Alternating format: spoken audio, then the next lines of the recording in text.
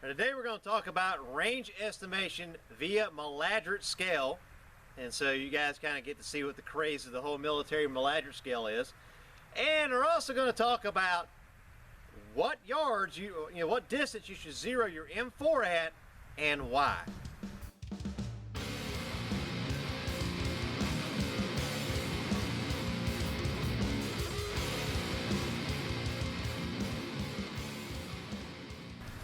Hello, my name is Arthur. I'm the CEO and founder of Tackleberry Solutions. I teach wartime tactics to citizens for home and civil defense purposes. And today we're going to talk about using milliradian scale for range estimation, as well as what distance to zero your M4 and why. Let's get started with that.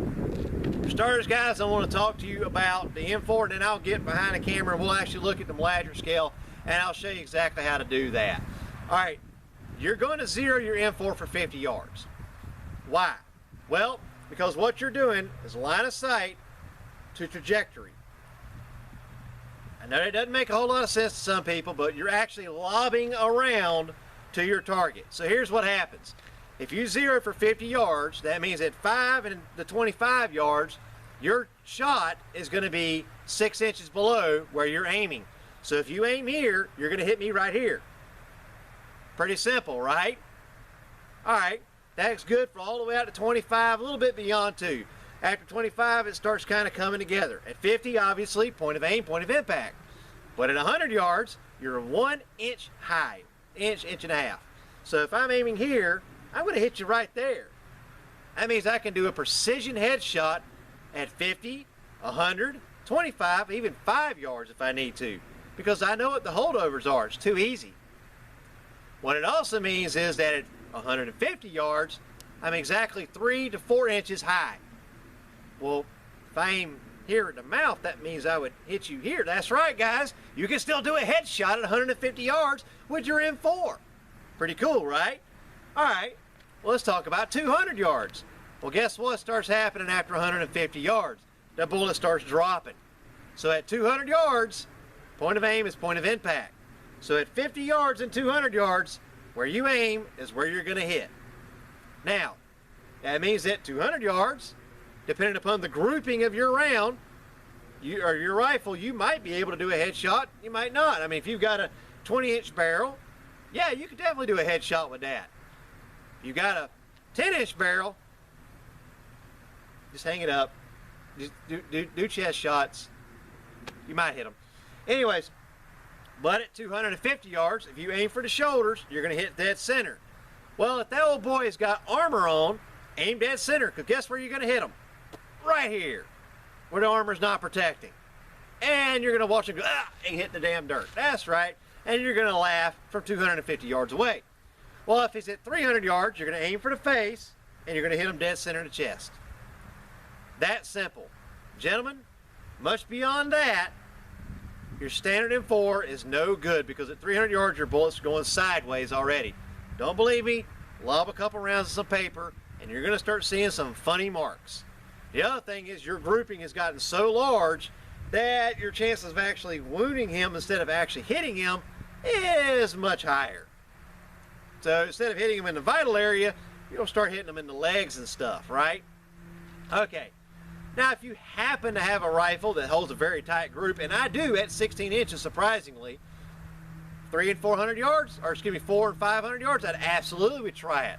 But you're going to need to kind of play with that to figure out what your holdover is to be able to make that happen. Beyond 500 yards, just give them some 30 cal love, all right? Don't even mess with it. That is why you zero your M4 for 50 yards, because you pretty well can cover everything from 200 in with absolute ease. And that stuff you can remember, the holdovers. A little high at 50, or excuse me, a little low at 5 to 25, 50 dead on, 100 just a smidge high, not enough to matter, because your average firefight, especially with a rifle, is no longer than 70. So having that rifle that can reach way out there, which I've got one, I'll admit, I've got one. It's called Dr. Feelgood. I'll admit it, I got one. Being able to reach way out there is cool, but you'll only probably use it once in 1,000, unfortunately. All right, let me get behind the camera and we'll show you guys all about the Milliradian scale. Okay guys, so what you got here is it's the same manual I had earlier in another video. This is from Storm Tactical, I believe.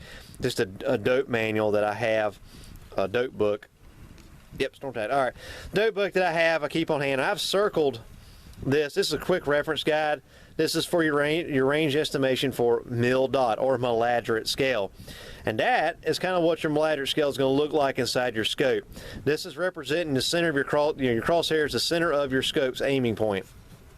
That is a mil dot. So between here and here is 1. And as you can see, this guy, they've got him set up here at 1.8. Not sure why, because that's 2, and then that should be 2.8, but whatever. And then you've got over here your formula.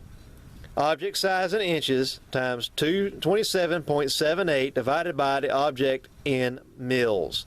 So, I'll give you an example. This is something I did earlier using this exact system. I used the milliradian scale in my rifle, and I put it on my mailbox, right? And my mailbox was from here to there. From the distance that I was at, it was exactly 1 mil. Then I went down there and I actually measured it in inches. Well, it was 8.5 inches tall. So I took 8.5 times 27.78 divided by 1, and it told me that that mailbox from where I was sitting was 250 yards. Now I turned around and did the same thing with a flag. Well, the flag was a 3x5, which means it was 36 inches tall. So I measured, putting this at the bottom, and at the very top of it, it was right here. 2 mils. Freaking sweet, right?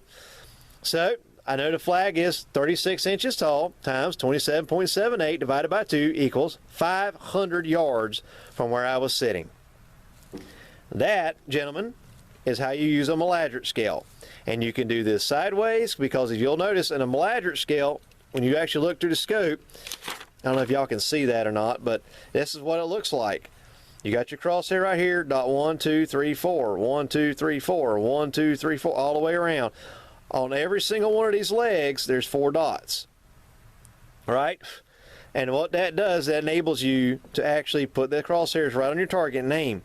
That's why knowing what the average width of a person's head is and or chest is highly important, because you can do a range estimation through your milliradian scale on your scope. I hope this helps you guys out, and yeah, y'all have a great day.